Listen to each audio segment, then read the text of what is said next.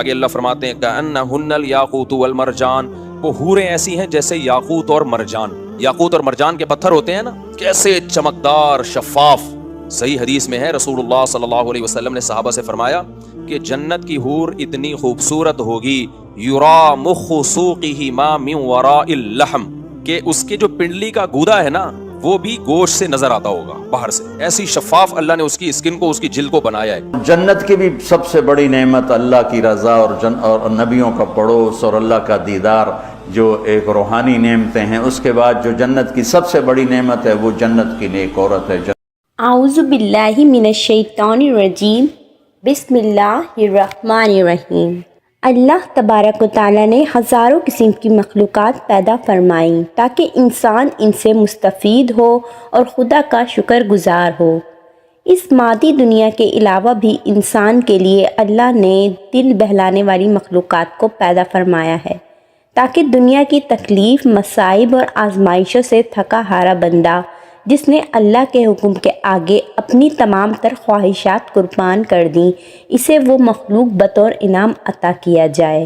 یہ ایک ایسی مخلوق ہے جو آخرت میں بندہ مومن کے لیے تمام مصائب و آلام کا بدلہ بنے گی۔ آسمانی کتابوں میں اس خوبصورت مخلوق کو حور العین کہا جاتا ہے۔ لفظ حور حورا کی جمع ہے اور حورا اس عورت کو کہا جاتا ہے جو جوان، حسین و جمیل، سفید رنگ والی اور انتہائی سیاہ آنکھوں والی ہو۔ قرآن مجید میں کئی مقام پر ان حوروں کا ذکر ملتا ہے۔ مثلاً سورہ صفات میں اللہ تعالیٰ نے فرمایا، نعمتوں والی جنت میں جنت کے تختوں پر ایک دوسرے کے سامنے بیٹھے ہوں گے، جہاں شراب کے جام کا ان پر دور چل رہا ہوگا جو پینے میں شفاف اور لذیذ ہوگی، نہ اس سے درد سر ہوگا اور نہ اس کے پینے سے وہ بہکیں گے، اور ان کے پاس نیچی نظروں بڑی بڑی آنکھوں والی حوریں ہوں گی، ایسی نازک جیسے انڈے کے چھلکے کے نیچے چھپی ہوئی جھلی۔ اسی طرح سورہ رحمان میں بھی ارشاد ہوا ہے، وہاں یعنی جنت میں نیچی نگاہوں والی حوریں ہیں جو ان کو ان سے پہلے کسی جن و انس نے ہاتھ نہیں لگایا، اور ایسی ہوں گی جیسے چمکتے ہوئے ہیرے اور موتی۔ گویا حور ایسی جنتی مخلوق ہے جسے دنیاوی مثال سے سمجھنا اور اس کے جسمانی بناوٹ و خصوصیات کو بیان کرنا مشکل ہے، جسے اب تک نہ کسی انسان نے دیکھا نہ چھوا ہے، اور جنت میں یہ مخلوق مومن کے لیے انعام اور بدلہ ہوگی۔ احادیث مبارکہ میں بھی نبی کریم محمد صلی اللہ علیہ وآلہ وسلم نے ارشاد فرمایا ہے کہ حوروں کی آنکھیں اس موتی کی طرح ہوں گی جو سیپی میں ہوں اور اس کو کسی نے ہاتھ سے نہ چھوا ہو۔ اللہ نے حور العین کو زعفران سے تخلیق کیا ہے۔ اللہ ان کے چہروں کو نور اور جسموں کو ریشم کا لباس پہنائے گا اور ان کے جسم حیران کر دینے والے ہوں گے۔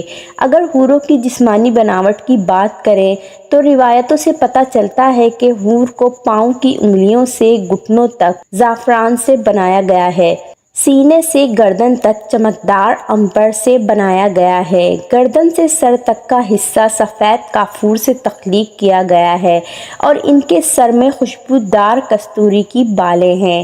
جب وہ سامنے آتی ہیں تو ان کا چہرہ زبردست نور سے چمک اٹھتا ہے، جیسے دنیا والوں کے لیے سورج چمکتا ہے، اور ان کی کمر کا اندرونی حصہ لباس اور جلد کی باریکی سے دکھائی دیتا ہے۔ اگر کوئی حور اپنی ہتھیلیوں کو آسمان و زمین کے درمیان ظاہر کر دے تو تمام مخلوقات اس کے حسن کے دیوانے ہو جائیں گے، اور اگر وہ اپنا چہرہ ظاہر کر دے تو اس کے حسن سے آسمان و زمین کے درمیان موجود تمام چیزیں جگمگا اٹھیں گی۔ ایک روایت کے مطابق جنت الفردوس اور جنت العدن کے درمیان میں ایسی حوریں موجود ہیں جو جنت کے گلاب سے پیدا کی گئی ہیں۔ وہ کبھی سوتی نہیں، کبھی حاملہ نہیں ہوں گی، نہ انہیں حیض آتی ہے اور نہ وہ کبھی بیمار پڑتی ہیں۔ حوروں کے بھی کئی اقسام اور نسلیں ہیں، اور جنت کے الگ الگ درجوں میں مختلف اقسام کی حوریں رہتی ہیں، جیسا کہ ابن عباس نے فرمایا کہ جنت میں ایک نہر ہے جس کا نام بیدق ہے، اس نہر کے نیچے حوریں اگتی ہیں اور خوبصورت آواز میں قرآن مجید کی تلاوت کرتی ہیں اور اللہ کی حمد و ثنا بیان کرتی ہیں۔ جنت میں جنتی جب اس نہر کے پاس پہنچیں گے تو ان حوروں سے ہاتھ ملائیں گے۔ جب مرد کسی حور کی کلائی کو چھوئے گا تو وہ حور اس کے پیچھے چل پڑے گی اور اس کی جگہ دوسری حور اگ آئے گی۔ اسی طرح جنت میں موجود مختلف اقسام کی حوروں کا مختلف جنتی نام ہے، مثلاً خیرہ اور عینہ نامی حور، جس کے متعلق روایتوں میں آتا ہے کہ ان کے ارد گرد 70,000 خدمت گار لڑکیاں چلتی ہیں اور جو پرہیزگار بندوں کو جنت میں تلاش کرتی پھرتی ہیں۔ حور جنت کی ایک ایسی نعمت ہے جو ادنا سے ادنا جنتی شخص کو عطا کی جائے گی، جیسا کہ حضرت ابن عمر نے بیان کیا ہے کہ ایک ادنا درجے کے جنتی کو بھی 1000 محل دیے جائیں گے اور ہر 2 محلوں کے درمیان 1000 سال کا فاصلہ ہوگا۔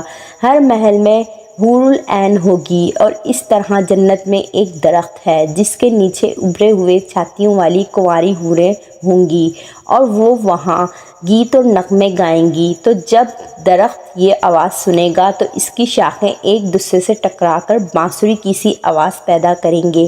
اسی طرح روایتوں کے مطابق جب کوئی جنتی شخص کسی حور سے ہم بستری کرے گا تو اس کی شہوت 70 سالوں تک اس کے جسم میں گردش کرتی رہے گی، جس سے وہ لذت پاتا رہے گا۔ جب وہ حور العین سے خوب صحبت کر لیں گے تو وہ دوبارہ پاک اور کنواری ہو جائیں گی۔ حوروں کا تصور دین اسلام میں کوئی نیا تصور نہیں ہے، بلکہ دنیا کے کئی مذاہب اور آسمانی کتابوں میں ان دوشیزہ عورتوں کا ذکر ملتا ہے جو موت کے بعد انسانوں کو ملیں گی۔ مثلاً قدیم یونانی اساطیروں میں نفس نامی ایک جوان اور خوبصورت مخلوق کا ذکر ملتا ہے۔ گریک مائتھولوجی کے مطابق نیند ہزاروں سال تک زندہ رہتی ہے اور کبھی بوڑھی نہیں ہوتی۔ نمس کو مقدس روح کہا جاتا ہے جنہیں زیوس دیوتا کی بیٹیاں قرار دیا گیا ہے اور جو پوری اولمپکس میں دیوتاؤں کی خدمت کرتی ہیں۔ اگر قدیم فارس کی بات کریں تو ایرانی افسانوں میں بھی حوروں سے مثل ایک مخلوق کا ذکر آتا ہے۔ گاتھاؤں کے مطابق انسانوں کے تمام اچھے اعمال اور نیکی ایک خوبصورت حسینہ کی شکل میں تبدیل ہو جاتے ہیں جسے ڈائنا کہا جاتا ہے۔ ڈائنا ایک پرکشش اور بہترین لباس پہننے والی عورت ہے۔ جب انسان کی موت ہوتی ہے تو اس کی موت کی چوتھی صبح کو وہ اسے بطور انعام ملتی ہے، جو 15 سال کی ایک خوبصورت لڑکی کی شکل میں ظاہر ہوتی ہے اور اسے اپنے ساتھ جنت میں لے جاتی ہے۔ اسی طرح ہندو دھرم کے مقدس کتاب وید مہابھارت اور افسانوں میں ایسی عورتوں کا ذکر ملتا ہے جنہیں اپسرا کہا گیا ہے۔ یہ عورت اندر دیوتا کی سورگ یعنی جنت میں رہتی ہیں اور لوگوں کا دل بہلاتی ہیں۔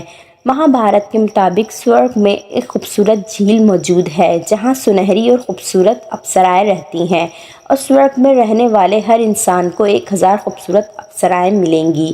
پراشر اسمردی میں لکھا ہے اگر کوئی انسان جنگ کرتے مارا جائے تو اس کو کئی کنواری افسراؤں کے ساتھ اسے صحبت کرنے کا موقع ملے گا۔ مانا جاتا ہے کہ یہ افسرائیں ہر زمانے میں اس زمین پر آتی رہی ہیں اور بڑے بڑے رشیوں اور سادھوؤں کی عبادت و ریاضت کو برباد کرنے کی کوشش کرتی رہی ہیں۔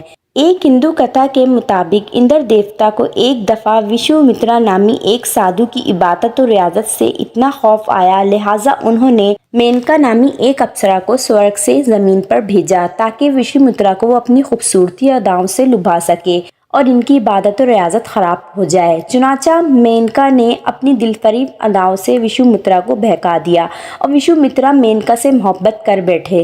اس طرح ہندو شاستروں اور پرانوں میں کئی اپسراؤں کی کہانیاں مشہور ہیں۔ ان تمام باتوں سے یہ صاف ہوتا ہے کہ اسلام کے علاوہ دنیا کے کئی بڑے بڑے مذاہب میں حوروں کا تصور و تذکرہ موجود ہے، لیکن اسلام مخالف سوچ رکھنے والوں کو آج صرف اسلام میں ہی حوروں کے وجود سے پریشانی ہوتی ہے۔